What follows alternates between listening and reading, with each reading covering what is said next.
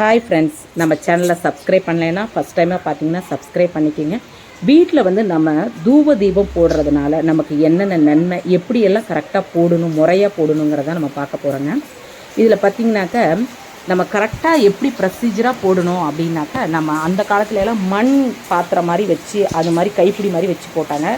பித்தளையில் போடணும், இல்லைன்னா மண் பாத்திரம் மண் சட்டியில் தான் நம்ம போடணும். இரும்பில் போட்டோம்னாக்கா அது சனி பகவானோட ஆதிக்கம் நமக்கு பலன் தராது. தூபம் போடணும் வீட்டுக்கு அப்படின்னாக்கா வீடு வாசல்லாம் சுத்தம் பண்ணி சுமங்கலி பெண்கள் வீட்டில் வந்து பூஜை ரூமில் விளக்கேற்றி ஒரு சிரட்டையோ இல்லைனாக்கா நம்ம கங்குன்னு சொல்லுவாங்க இல்லைங்களா, ஆதி காலத்துலலாம் பார்த்திங்கன்னா வீட்டில் விறகடுப்பு இருக்கும், அதுலேருந்து எடுத்துப்பாங்க ஈஸியாக.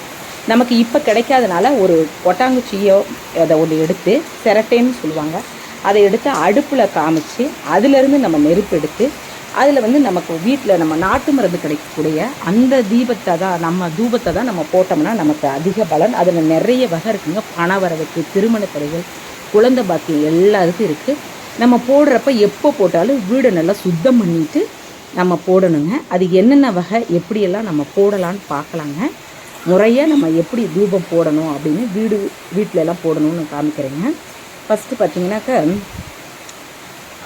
சந்தனம் வந்து பார்த்திங்கனாக்கா அதிகமாக செல்வத்தை பெருக்கக்கூடியது சந்தனம் தாங்க.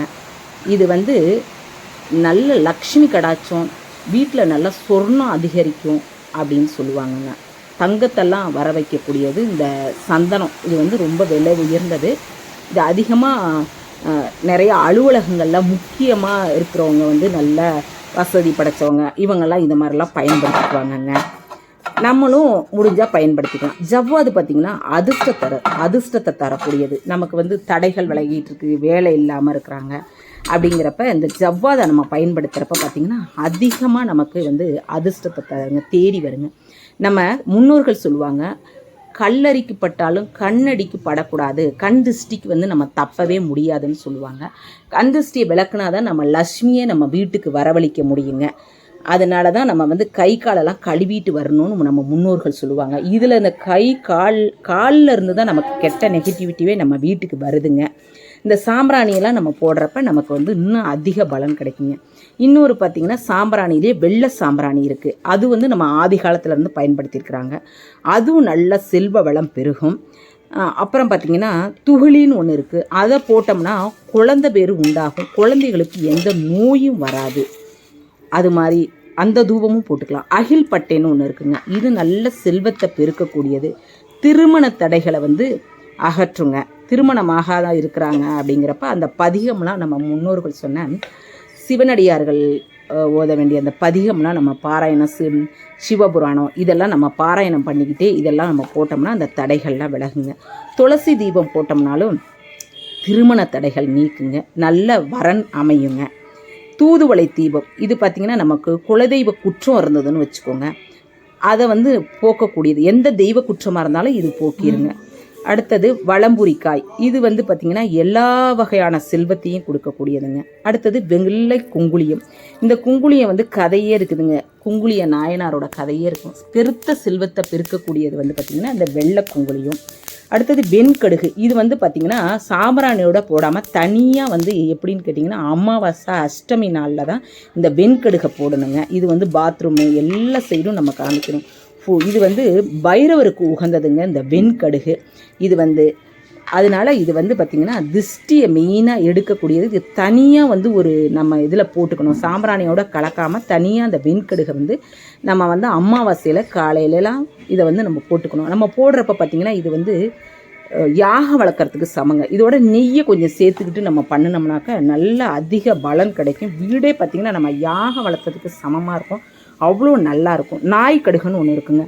நமக்கு யார் கெடுதல் நினைக்கிறாங்களோ அவங்கள வந்து நமக்கு காமிச்சு கொடுத்துருங்க. வெளியவே அதை அனுப்பிச்சி விட்ரும். அது துரோகிகளை விரட்டக்கூடியது, வாசல்லே வெளியில் விரட்டி விட்டுரும். மருதாணி விதை, மருதாணி தலை, இது வந்து பார்த்திங்கன்னா பெருத்த செல்வத்தை உண்டு பண்ணுங்க, நல்ல பண வரவு அதிகரிக்கும். வீட்டில் நமக்கு பணம் தங்கவே இல்லை அப்படின்னு நினைக்கிறவங்க வந்து பார்த்திங்கன்னா இந்த மருதாணி விதை தலை இதை நல்லா காய வச்சு நம்ம போட்டுக்கணுங்க. அப்புறம் கரிசலாங்கண்ணி பார்த்திங்கன்னா நம்ம முன்னோர்கள் வந்து மோட்சகதியே இல்லாமல் இருக்கிறாங்களா அப்படின்னு நினைக்கிறது கூட இந்த அமாவாசை திதி மற்ற நாட்களில் கூட மோட்ச நிலை அடையிறதுக்கு கூட இந்த இந்த இதை பயன்படுத்துவாங்கங்க. அடுத்தது பார்த்திங்கன்னா நன்னாரி வேறு. இது ரொம்ப வசியம் ஆவறதுங்க, ராஜ வசியம் உண்டு பண்ணுங்க. கணவன் மனைவிக்கு ஒற்றுமையெல்லாம் தரும். வீட்டில் சண்டை சச்சரவு நடந்துகிட்டே இருக்குது அப்படின்னா இவங்க இது மாதிரிலாம் பயன்படுத்திக்கலாம். வெற்றி வேறு, இதுவும் நல்ல உடல் ஆரோக்கியம், செல்வ செழிப்பு ஏற்படுறதுக்கும் இது பயன்படுத்தணும். வேப்பிலை நீண்ட ஆயுளை கொடுக்கக்கூடியதுங்க. அடுத்தது பார்த்திங்கன்னா அருகம்புல். பார்த்திங்கன்னா யாருக்காவது செவ்வாய் தோஷம் இருக்குது, ராககேது தோஷம் இருக்குது அப்படிங்கிறப்ப இதை நாட்டு மருந்து கடையில் வாங்கி இதை நம்ம பொடி பண்ணிக்கிட்டும் வீட்லேயும் நம்ம பயன்படுத்தினாக்கா அந்த தோஷங்கள்லாம் விளக்குங்க, நல்ல வளம் பெறும். இந்த மாதிரி நம்ம தூப தீபம்லாம் போடுறப்ப பார்த்திங்கன்னா நல்ல வீட்டில் லக்ஷ்மி கடாட்சமாக இருக்கும். நமக்கு எப்போ தூபம் வீட்டில் நம்ம போட்டாலும் வீடை நல்லா சுத்தம் பண்ணிக்கணுங்க. அப்போ தான் அதுக்கு நம்ம முழு பலன் நமக்கு கிடைக்கும்.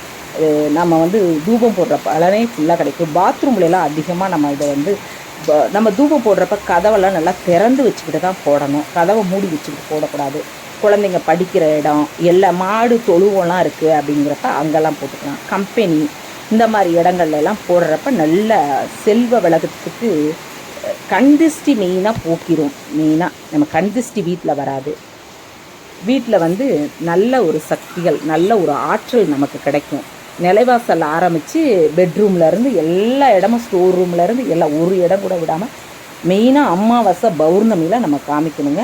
காமிக்கிறதுலேயே பார்த்திங்கன்னா நம்ம கையில் வச்சுருக்கிற அந்த தூபம் போடுறது பார்த்திங்கன்னா பித்தளையில் தான் போடணும்.